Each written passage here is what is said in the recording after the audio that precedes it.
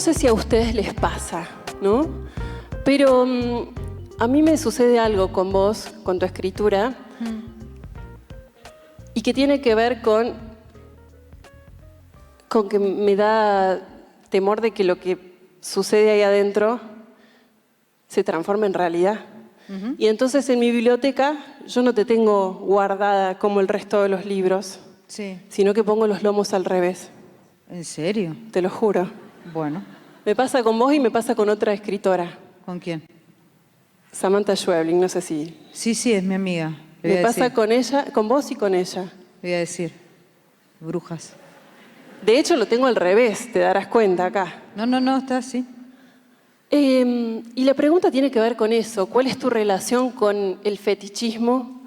Porque me da la sensación de que existe como cierta reificación del miedo. Sí. El miedo, uno siempre le tiene miedo a algo, distinto de lo que sucede con la angustia que se ubica dentro del cuerpo, ¿no? Pero uno siempre le tiene miedo a algo, ese temor de que salga o que aparezca. ¿Cuál es tu relación con el fetichismo? Primero te quiero dejar tranquila que todos, por ejemplo, los conjuros y cosas que están en el libro, les cambié un par de cosas. Bien.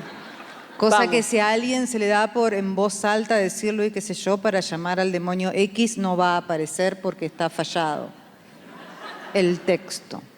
Me encanta eso, lo voy a dar vuelta. Entonces, así que podés con tranquilidad. Entonces, supongo que eso es una demostración mía de no sé si me dio miedo, pero dije, yo no quiero ser responsable si además de todas las desgracias terminamos acá con convocando a algo o lo que sea. Entonces están todas cambiadas, todas las fórmulas mágicas que hay, que no son tantos, están todas ¿Pero cambiadas. en serio las sabés? ¿En serio las sabés a las fórmulas? Sí, están en libros, ¿no? Están en las clavículas de Salomón, están todas en mi casa, si las, digamos, o sea, como poder lo puedo hacer si quiero, pero decidí que no lo haga el público.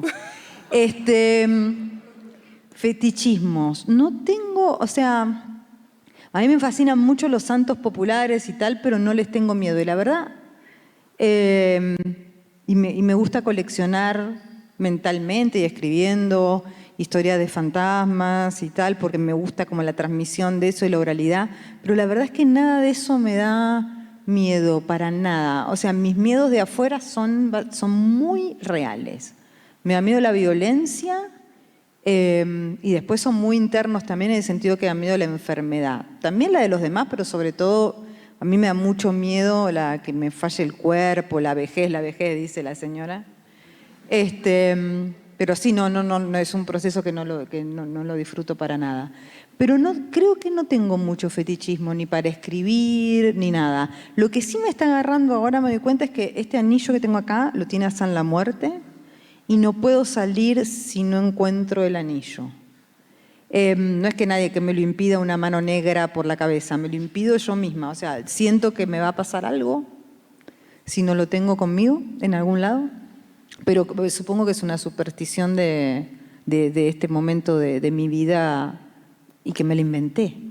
Pero no hay algo específico. No es que no le tenga miedo a nada, quiero decir, le tengo miedo a cosas normales. No tengo miedos sobrenaturales ni eso. Al contrario, quiero que algo pase. El terror genera como ciertas restricciones o... ¿Quiénes no, o por ahí algunas situaciones que vos puedas identificar que digas, bueno, esto sé que no va a ser para todo el mundo? La primera pregunta es esa, ¿quiénes no pueden leerte?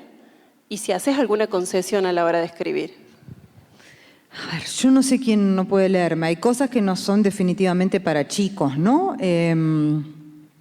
Lo digo porque yo, cuando era chica, sí leía cosas que no eran para chicos y ahora me doy cuenta. O sea, yo no las leía, me las leía a mi mamá. Me leía Las Flores del Mal de Baudelaire, en fin. Es totalmente cierto, ¿eh? O sea, no termina bien eso. Y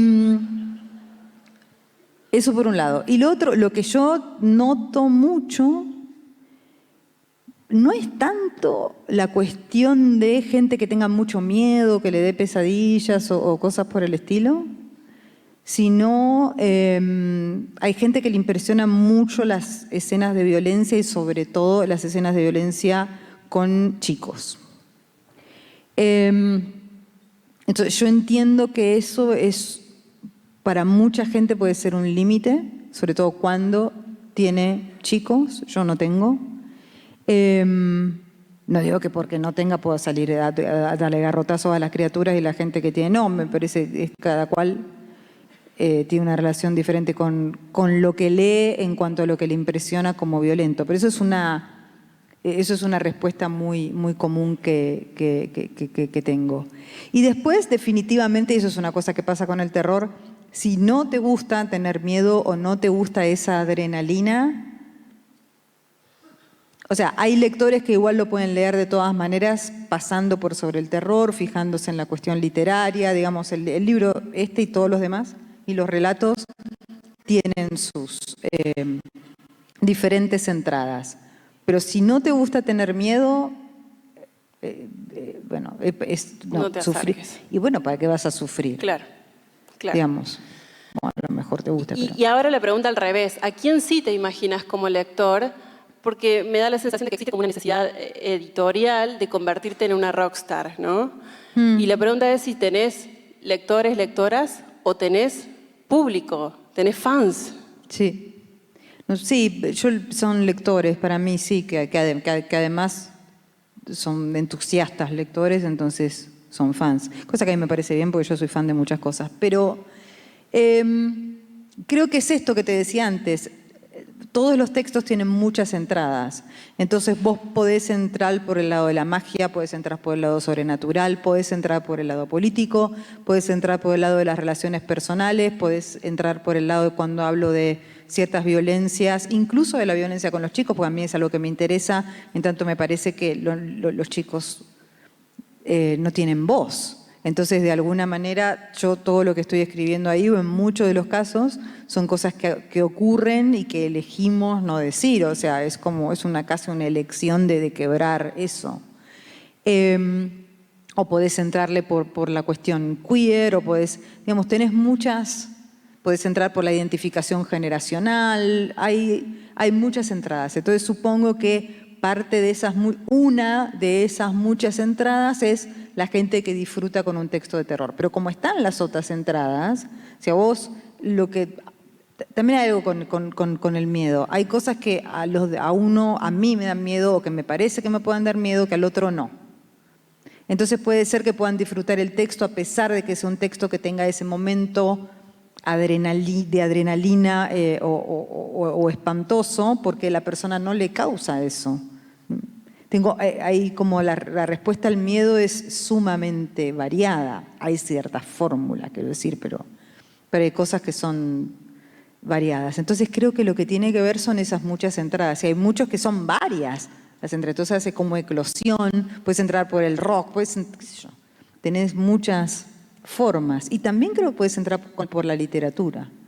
Porque a mí mis influencias son muy literarias. En esta novela está Soreres y tumbas, pero está también Cumbres borrascosas, pero está también todos los textos del realismo sucio de los años 80, pero está la crónica argentina, pero está un poco Bomarzo de Mujica Lainez, pero también está un poco Faulkner y está un poco Toni Morrison. O sea, quiero decir, también puedes entrar por ahí si esas coordenadas te interesan, y la poesía al final sobre todo. Entonces creo que es eso, creo que es la multientrada, ¿no? Porque yo soy así, a mí me interesa todo, como la princesa Leonor. Entonces, bueno. ¿Como la princesa? Leonor, la hija del rey, bueno. ¿De Holanda?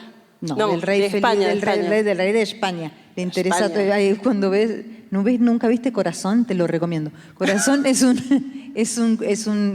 el noticiero de chismes de España, pasan cosas insólitas. Entonces tienen como siempre una sección sobre los reyes. Hay mucho cotilleo ahí. Sí.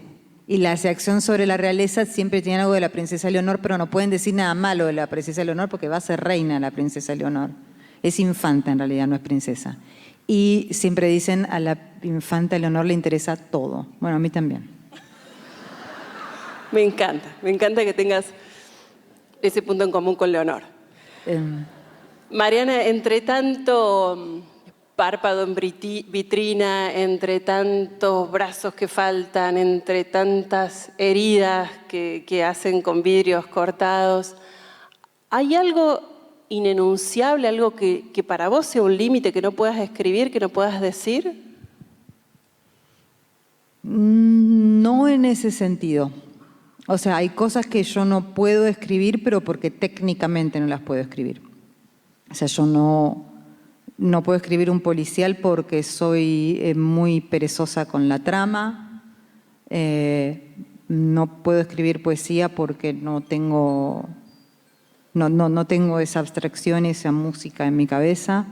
Hay varias cosas, digamos, que no puedo hacer, pero no es un límite que tenga que ver con el horror o un límite que tenga que ver con lo gore o lo espantoso de una escena, al contrario.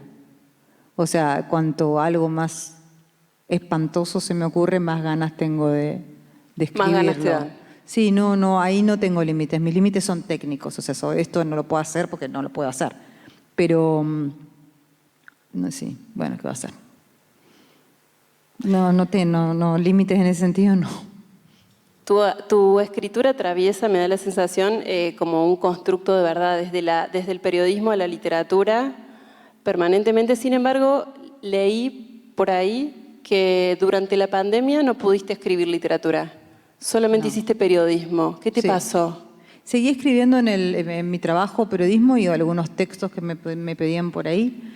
Yo creo que una de las enormes diferencias que hay entre el periodismo y la literatura es que el periodismo tiene que ver con lo inmediato, tiene que ver con el presente. La literatura no. La literatura es muy lenta en el tiempo y al mismo tiempo se proyecta hacia el futuro. Quiero decir, en general, la literatura, cuando un libro, un cuento, lo que sea, cuando termina de trabajarlo bien, es algo que estuvo trabajando durante mucho tiempo, entonces viene muchísimo del pasado. Y cuando llega al público se publica, por darte un ejemplo totalmente actual. Terminé un libro de cuentos hace un mes y se va a publicar a principios del año que viene. Esto es en general los tiempos de publicación habituales. En el medio corregís, elegí la tapa, hay otros planes editoriales antes, digamos, es así. Entonces, la idea, y esto pasa, estés en una editorial grande, mediana, como estoy yo, o en una editorial, o sea, es nada. Vos entras le decís a tu editor, lo terminé, y él te dice, ok, pero yo tengo 22 que ya lo terminaron antes y van ellos. Salvo que seas multiventas. Y a mí lo que me pasaba en la pandemia, por un lado era eso, era ¿a qué futuro le estoy escribiendo yo esto? Viste que había como una idea medieval de que vamos a morir todos en la calle y tal.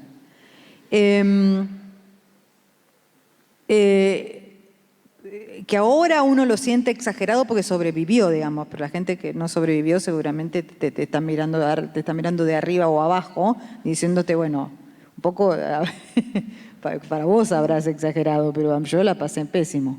Bueno, y lo que a mí me pasaba también, eso por un lado, era que estaba demasiado ocupada en tratar de acomodarme a una nueva realidad mentalmente. La literatura, ya te decía, es lenta, o sea, necesita procesos muy perezosos en algún sentido.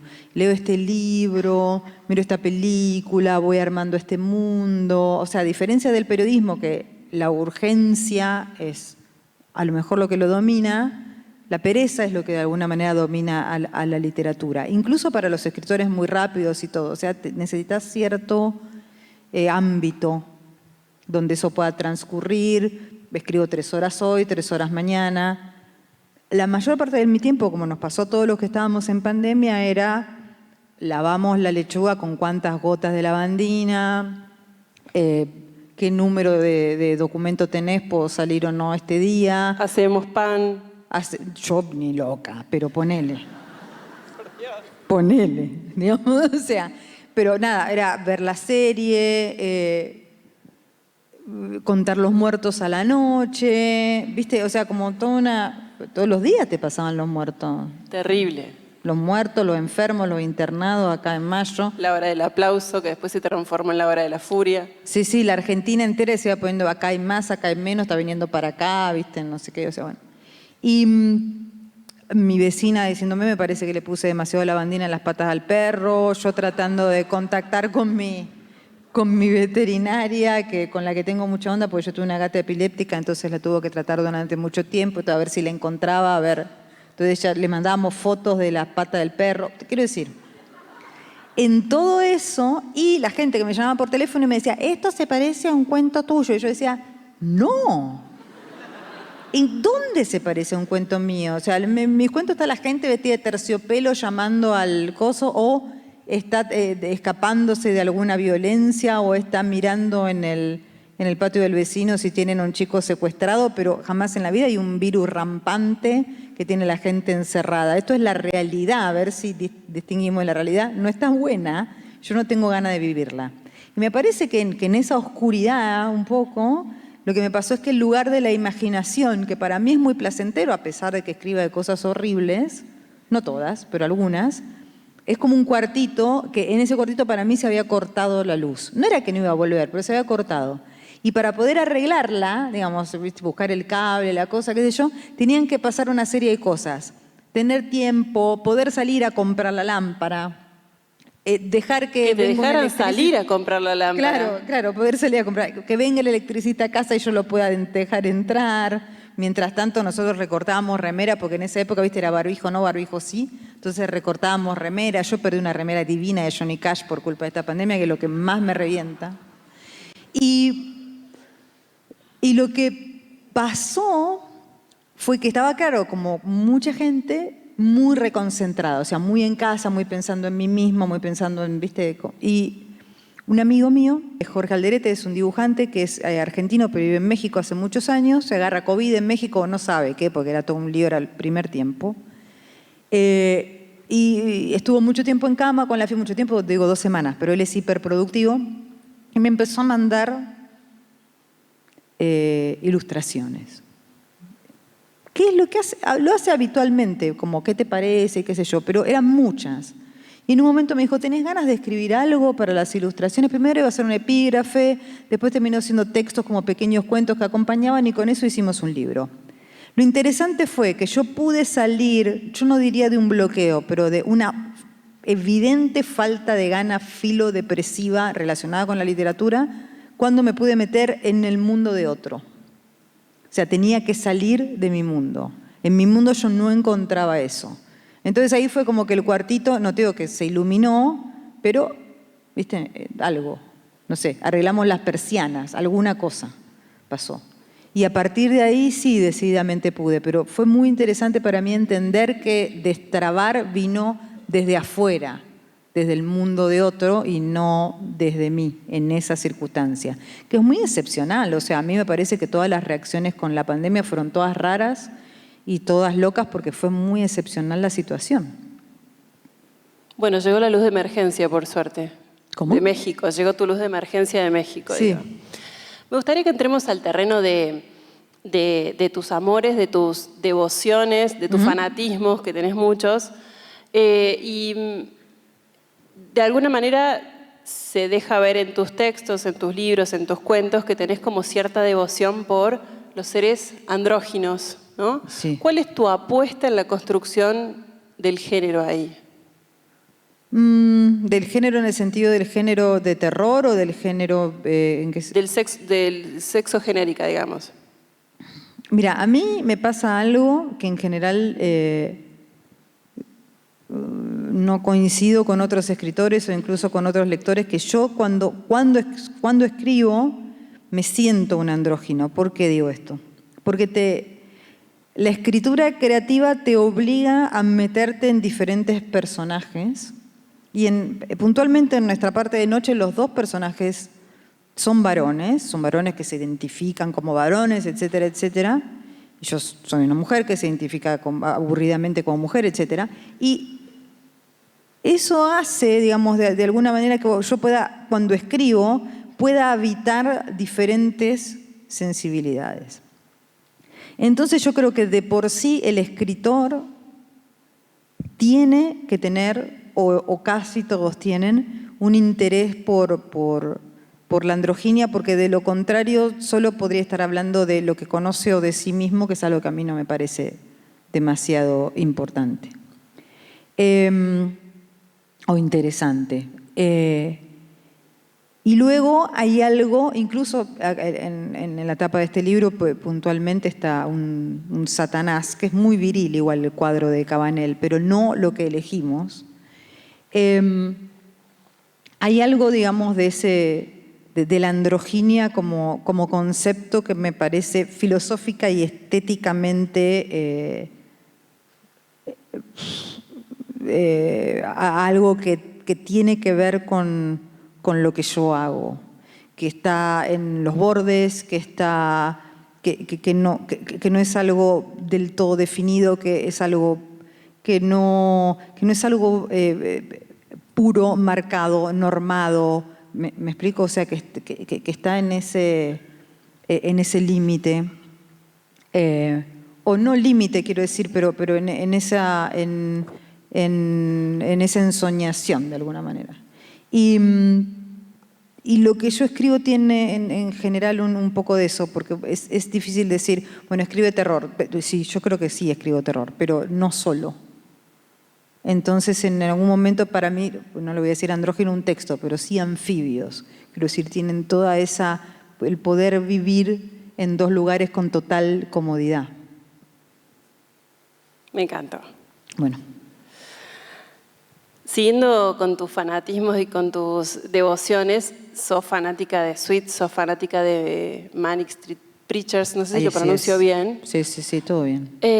Y los escuchás, pero vas mucho más allá de eso, porque los seguís en sus giras mundiales, te metes a sus camarines. Bueno, no me meto, me invitan.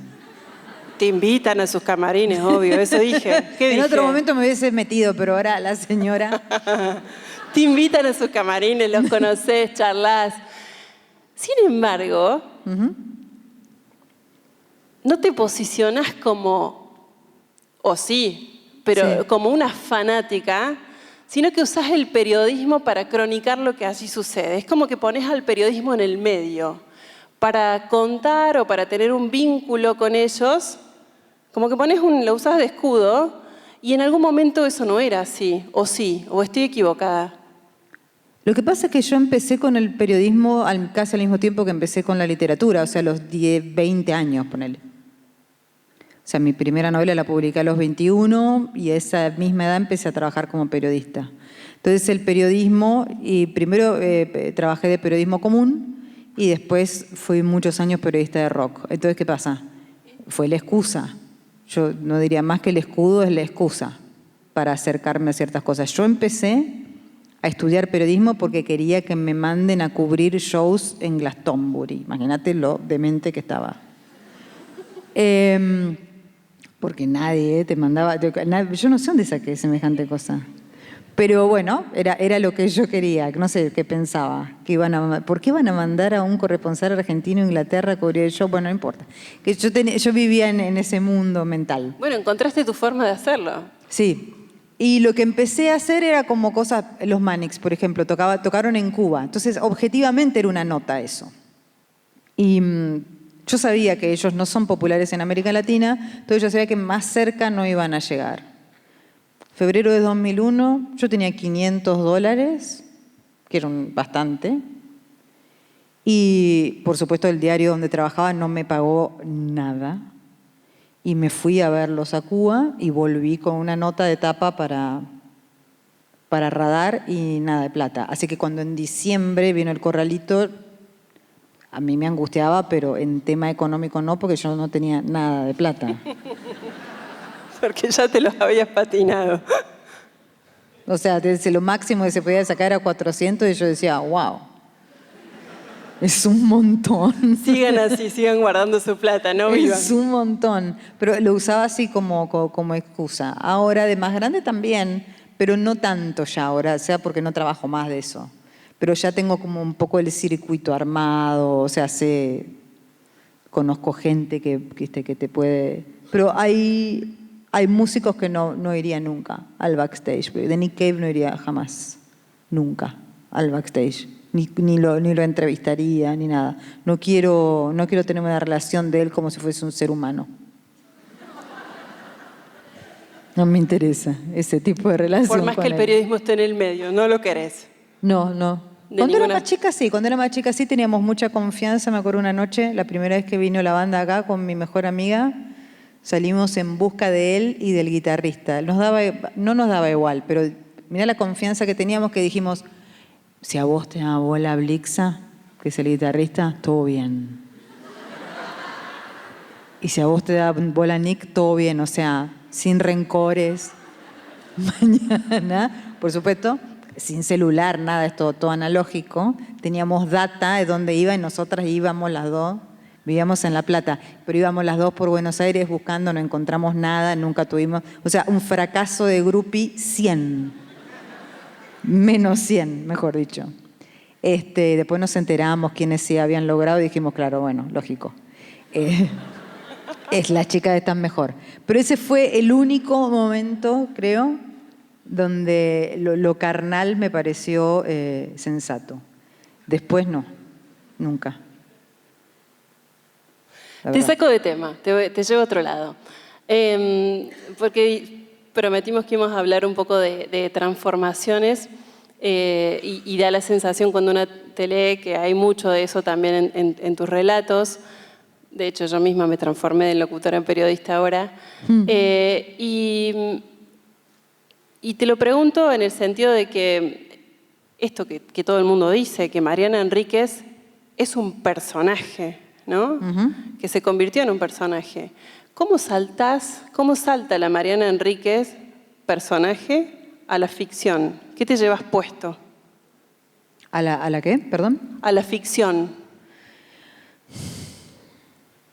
Es otro personaje de la ficción. O sea, lo que quiero decir es que el personaje escritor, hay algo que pasa. No todos los escritores están obligados a hacerlo, pero hay un circuito de los festivales literarios. Al escritor hoy se le pide en ciertos circuitos que haga cosas que un escritor en general no hacía tanto o hacía otras cosas. A lo mejor al escritor se le pedía más una opinión pública, un posicionamiento público, que sea un intelectual.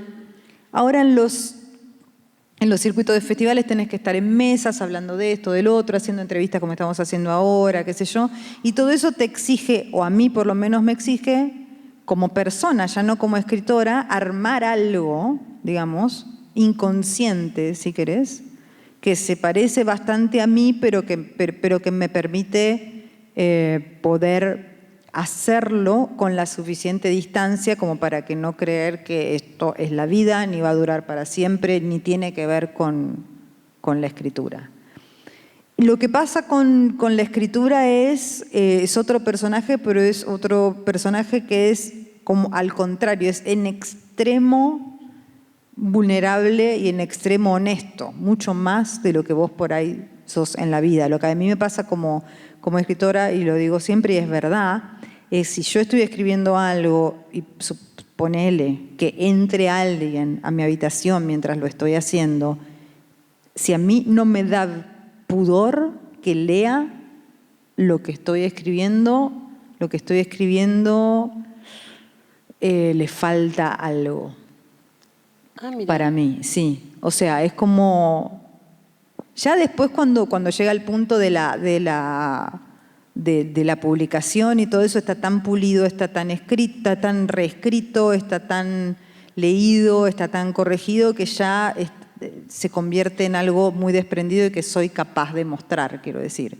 Pero en el momento de la concepción para mí es un momento bastante crudo, digamos.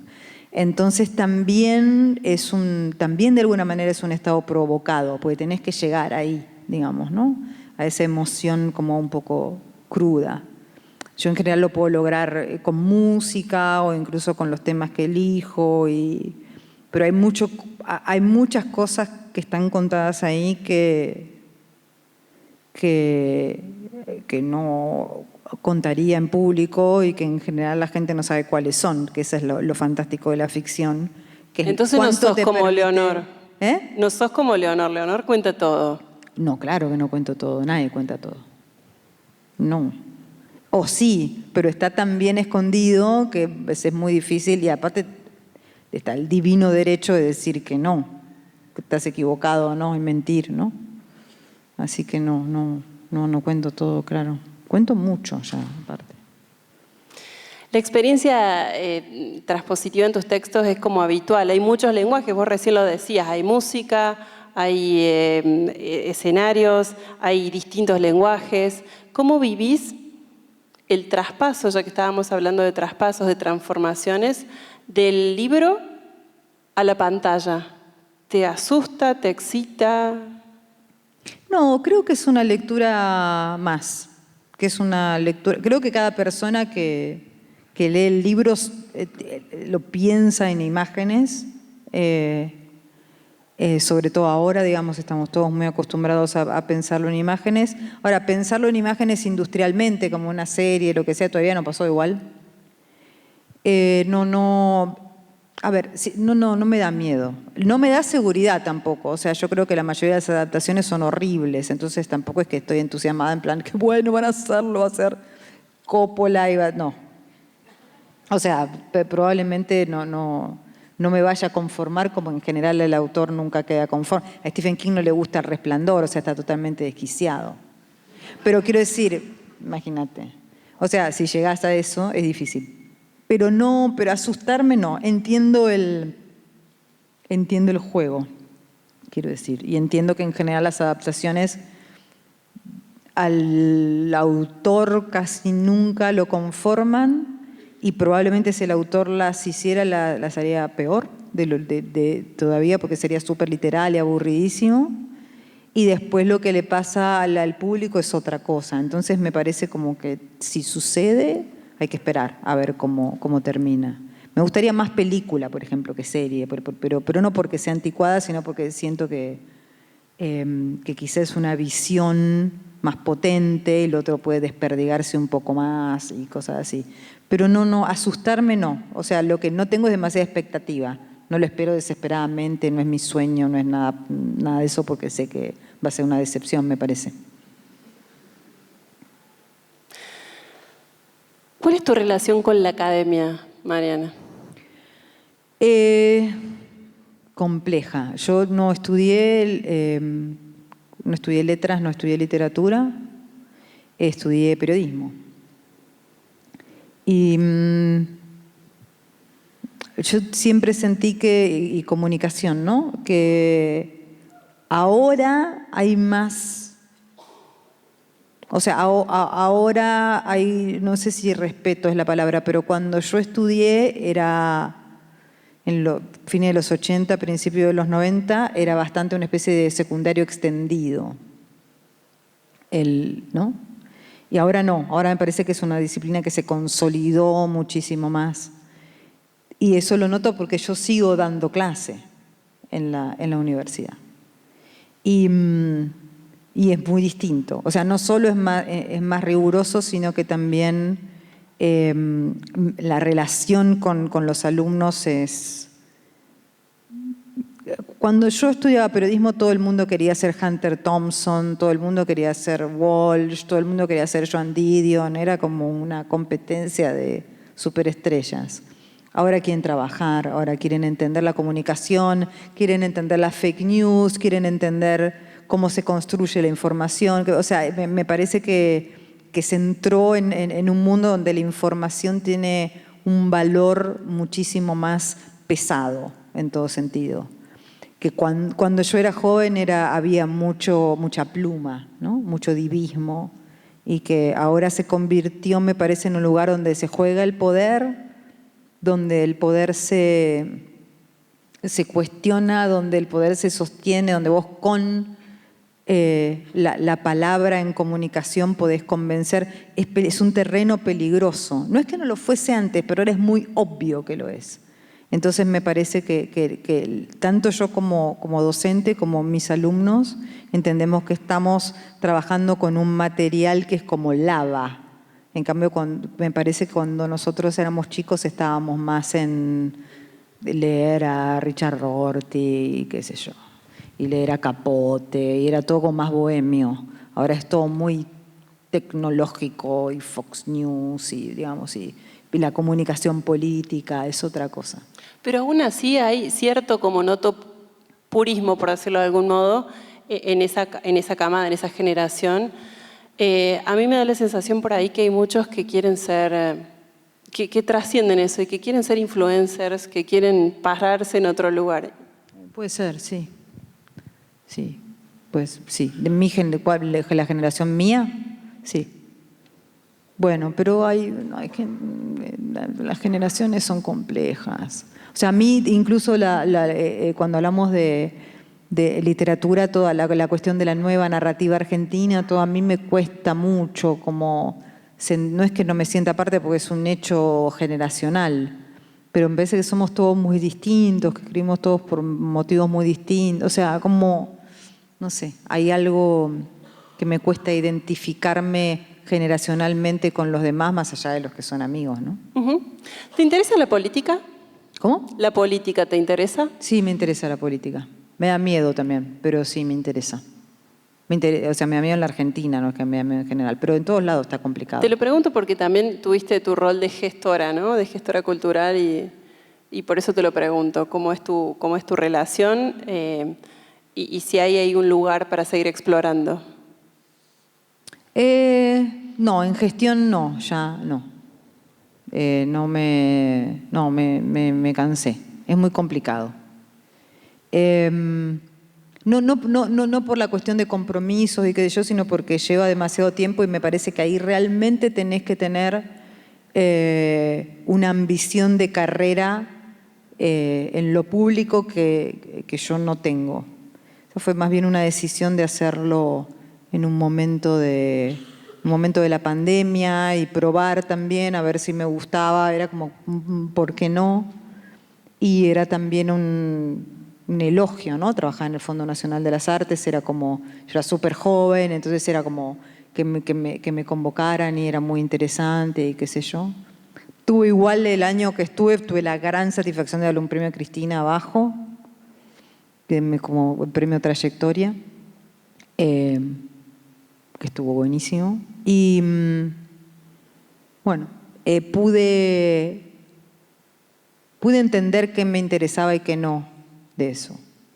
Pero, no, o sea, no me interesa la política en ese sentido. Me interesa la política, ya lo entendí, como proceso, como material de mi ficción, como narrativa.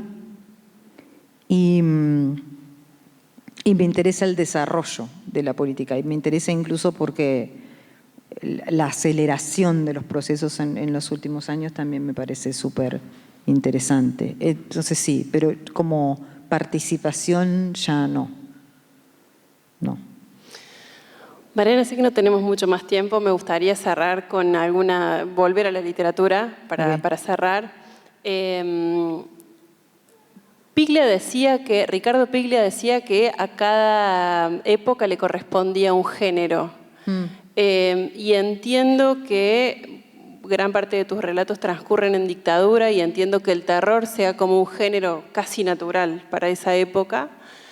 También sé que estás trabajando o estás investigando en un trabajo literario que tiene que ver con un relato de fantasmas que transcurre en el 2001. Sí. Y la pregunta es ¿cuál es el terror de la dictadura? ¿Cuál es el terror de las crisis económicas? Son distintos, pero son parecidos, ¿no? Que son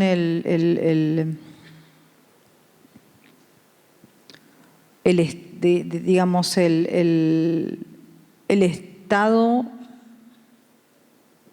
tan involucrado en tu vida, o sea, tan cercano en tu vida que en algún caso puede perseguirte, quitártela, etcétera, y en el otro caso te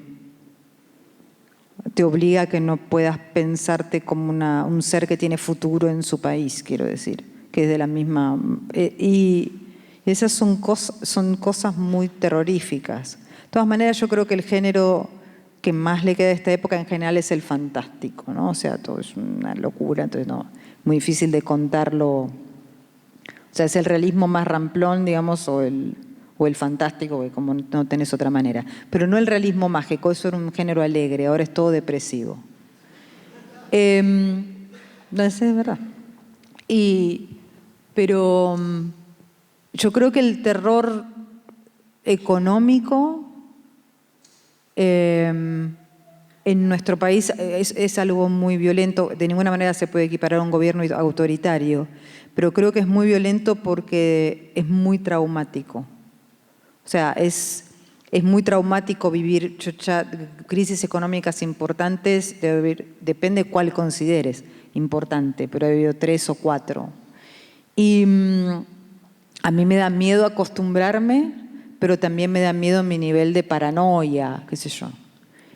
O sea, el nivel de paranoia de ver la tele y decir, uy, si estoy yendo todo al diablo, voy a cambiar la plata, voy a hacer esto, lo otro, llamar al cliente por teléfono. O sea, como yo no veo que, ¿viste? Que en otros lados la gente pase por esos momentos de estrés, de trauma, y también esa cosa horrible de ya ser grande, de una persona que se queja ahora por la inflación, de yo decir, ay, pero no sabes en el 89, cuando era 1000 por semana, ¿viste?